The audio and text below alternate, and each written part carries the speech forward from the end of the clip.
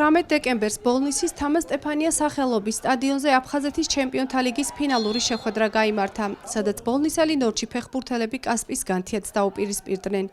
შეხვედრა მასპინძელთა უპირატესობით დაიწყო და დაძაბულ თამაშში მოწინააღმდეგე გუნდი 4-0 დამარცხდა. საფეხბურთო ტურნირმა სტარტი 2024 წლის მარტში აიღო, სადაც A და B ჯგუფებად დაკომპლექტებული 20 გუნდი მონაწილეობდა. აფხაზეთის ჩემპიონთა ლიგა ყოველწლიურად აფხაზეთის ფეხბურთის ფედერაციის ორგანიზებით იმართება, რომლის მიზანია ახალგაზრდა თაობაში ფეხბურთის განვითარების ხელშეწყობა და ჯანსაღი ცხოვრების წესის დამკვიდრება.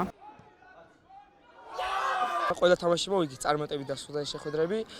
პლეი-ოფში წარმატებით დავამსვარეთ გასვლა 2-0 სახში 5-1 და მოლოდინები გვაქვს ძალიან კარგი შემართება, ძალიან კარგია. შარშან მარტისში დაიწყო და ემსახურება ბავშვებში ჯანსაღი ცხოვრების წესის დანერგვას. ძალიან კარგი ტურნირია. თამაშობთ გასვლა, სახლი. შესაბამისად ვითამაშეთ 18 თამაში.